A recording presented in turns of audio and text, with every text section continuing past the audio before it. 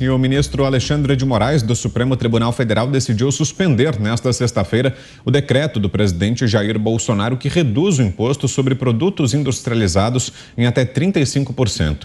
O magistrado acolheu um pedido do partido Solidariedade, que declarou apoio a Lula na última semana, alegando que o corte no IPI afetaria o desenvolvimento da Zona Franca de Manaus e a preservação ambiental.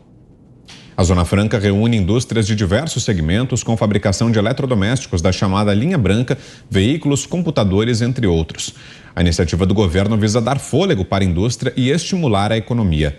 Na decisão, Moraes pediu informações ao presidente Bolsonaro em manifestações da Advocacia Geral da União e do Procurador-Geral da República. Nesta quinta, o Conselho da Ordem dos Advogados do Brasil também acionou o Supremo, mas para pedir a derrubada total do decreto assinado pelo presidente Jair Bolsonaro. A OAB fez as mesmas alegações do Solidariedade. A ação da Ordem também terá a relatoria de Alexandre de Moraes. Roberto Mota, começo com você, Mota, que nos diz dessa decisão do ministro. Brown, um país com regime democrático republicano tem 3 poderes independentes que se controlam mutuamente. Um vigia o outro num sistema que se chama de freios e contrapesos. Muito bem, a democracia é fundamentada no princípio da representatividade. Então, quem faz as leis são os parlamentares, que são eleitos pelo voto. Quem executa as leis e administra o país é o executivo, cujo chefe, o presidente, é eleito pelo voto. E quem julga os conflitos e a aplicação da lei é o judiciário, um poder que não é eleito. Muito bem, o judiciário não faz leis, o judiciário não administra o país. Quando o judiciário resolve começar a fazer leis e a interferir na administração do país, ocorre o que se chama de ativismo judicial. O ativismo judicial é um veneno para a democracia e para a república, especialmente e principalmente quando esse ativismo judicial interfere na democracia, favorecendo sempre a mesma corrente ideológica, a esquerda. Não por acaso, uma corrente política totalitária que só trouxe crime, atraso, pobreza e morte todas as vezes que chegou ao poder. Fiuza. Olha, não vai dar para o país seguir assim. Infelizmente, a gente constata isso. Esse delírio protagonizado pelo ministro Alexandre de Moraes de passar a se apresentar como crivo para todas as ações do poder público. É assim, porque ele já interferiu em outras medidas, ele interferiu, por exemplo, na nomeação do diretor-geral da Polícia Federal. Agora, esse caso eu acho ainda mais sério, porque está interferindo na política tributária, a pedido de um partido de oposição ao governo, e também aí com o concurso da Ordem dos Advogados do Brasil, essa instituição que hoje, no seu nível federal, faz política alinhada e acessória ao PT, e esse ministro, que também faz política diuturnamente contra o governo federal, está então recebendo essas demandas e interferindo na política tributária, interferindo de uma maneira muito nociva, diga-se de passagem, porque é um governo, como temos comentado aqui, isso não é um privilégio deste governo, mas eventualmente o Brasil tem na condução macroeconômica gente que sabe fazer contas, sabe planejar, e o país de fato está conseguindo corte de impostos, está conseguindo oxigenar a economia num período muito difícil, de muita retração, e conseguindo, assim, uma retomada econômica muito difícil nos tempos de adversidade que nós temos. E vem um ministro, mais uma vez, agindo de forma singular, monocrática e interferindo, colocando a sua caneta na política tributária de um jeito evidentemente abusivo. Eu digo que não é possível continuar dessa maneira, porque existe a cumplicidade aí do Congresso, existe a cumplicidade da imprensa com essas ações do Alexandre de Moraes, realmente criaram essa historinha grosseira de que ele é um justiceiro antibolsonarista, isso aí justifica tudo que ele possa fazer, inclusive essa exorbitância, E é claro que o país não vai poder transigir com isso. O Alexandre de Moraes não pode ser o ministro da Economia, não pode ser o árbitro da política tributária. Então, a pergunta às demais instituições é a seguinte: o Alexandre de Moraes é o árbitro da política tributária? Se ele não é, as instituições vão precisar contrapor esse tipo de ação. Por exemplo, como nós já temos citado aqui, esta medida salutar, democrática, do Senado, de senadores, de apresentar um convite para que o ministro Moraes possa ir ao Senado, convidado, explicar esse tipo de medida. Veja que coisa democrática. Olha, ministro, nós estamos achando aqui que a sociedade, as instituições não estão compreendendo uma parte das suas ações. O senhor venha ao Parlamento, à Casa do Povo, e disserte sobre elas, com o contraste democrático dos senadores. Não, mas aí o presidente do Senado, Rodrigo Pacheco, no mesmo dia que vai visitar o presidente do Supremo, não acolhe, não acata esse pedido e também não explica por quê.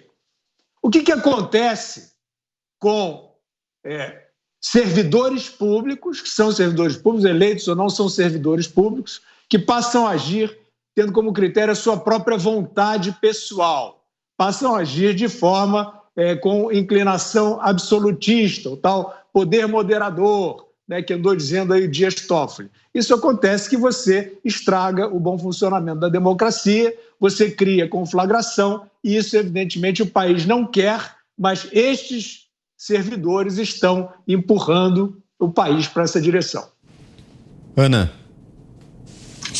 Ele agora, além de guardião da Constituição, né, um guardião que não guarda absolutamente nada constitucionalmente, ele agora é especialista tributário, né, além de ser aí uma pedra no caminho do progresso, do real progresso do Brasil. Eu vou puxar o que o Fiuza disse em relação ao Senado.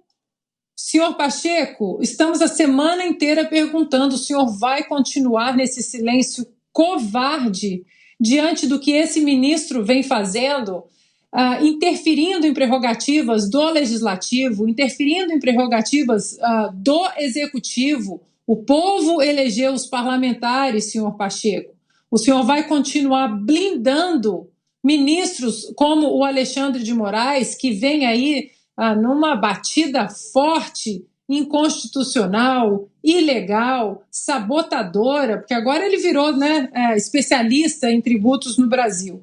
E aí, curioso que para proteger, alegando, né, a proteção aí à Zona Franca, vamos colocar o consumidor e a livre concorrência na lata do lixo, né? Será que existe algum interesse financeiro em relação a isso? Porque não é possível. O consumidor brasileiro, né, como a iniciativa do governo aí mostrava que visava dar um fôlego exatamente para a indústria e estimular a economia, estimular a concorrência, e no final dessa cadeia, né, no final aí dessa cascata, o consumidor ser o grande beneficiado com essas medidas, aí vem o projeto de tirano aí do Supremo Tribunal Federal e resolve colocar, empacar mais uma vez qualquer caminho que nós pensemos em tirar o Estado, em alimentar a economia, estimular o crescimento econômico. E aí fica a pergunta, né, que não quer calar o tempo todo: senhor Rodrigo Pacheco, até quando o silêncio? Por que o Alexandre de Moraes não pode vir até o Senado e explicar e responder questionamentos pertinentes dos parlamentares, dos senadores? Quantos ministros do governo do presidente Jair Bolsonaro já atenderam requerimentos parecidos com esse? Paulo Guedes, ministro Tarcísio, ministra Tereza Cristina, sempre que eles são solicitados para mostrar transparência ao público através da Casa do Povo, uma das Casas do Povo, que é o Senado, os ministros atenderam. E por que blindar o ministro Alexandre de Moraes? Então, mais uma vez, fica aí a pergunta para o senhor ministro, para o senhor Rodrigo Pacheco, se ele vai continuar aí no silêncio, nessa covardia desse silêncio. E para o senhor ministro Alexandre de Moraes, vamos repetir o que falamos aqui essa semana: o senhor Data Vênia vá trabalhar e deixe o país em paz. Você, Zé, 2 minutos. Olha, Ana, você tem toda a razão quando fala que este é um assunto do Congresso Nacional. Estou acostumado a acompanhar este assunto, esse debate que é profundo e remonta aos tempos lá da Constituinte. Fiuza, é claro, é muito claro que há uma concentração de poder e o Supremo tenta ser o poder moderador mesmo do país. Roberto, é verdade mesmo de que há no Supremo Tribunal Federal um ativismo torto, ou seja, só para um lado. Antes de chegar exatamente a esta invasão, vou explicar aqui o que é a Zona Franca, porque isso vem sendo debatido há muito tempo. A Zona Franca é um conjunto de normas de benefício para o desenvolvimento desta região e que, num determinado tempo, tem que acabar. A própria Constituição definiu isso.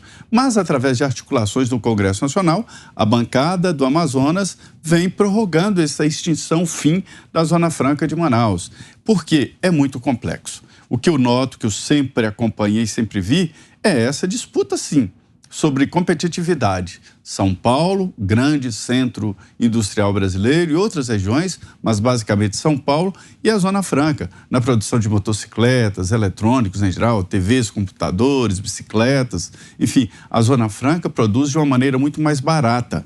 E é uma área ali da região norte de livre processamento de importação, ou seja, os produtos não pagam impostos. Então, aquilo ali é cheio de empresas de chineses, de empresas estrangeiras e tal. Qual é o grande argumento da Zona Franca de Manaus? É que se acabar esse incentivo, ninguém vai ficar lá. Todo mundo migra para São Paulo, porque em condições iguais. São Paulo tem uma grande infraestrutura de estradas, está próximo de consumidores, a Zona Franca está longe. Então, se não houver incentivos, a Zona Franca acaba, Manaus vai acabar. Não faz sentido. Então, esse é o grande debate. Isso é muito complexo para o ministro do Supremo chegar e acabar com a política assim que está sendo adotada pelo governo. O governo sabe o que está fazendo. Está reduzindo o IPI, equilibrando a competição entre empresas e tem os instrumentos para equilibrar. Não pode o judiciário entrar porque ele não tem os mecanismos e não tem o conhecimento de como anda a competição de cada produto, de cada empresa. Então, é um desastre.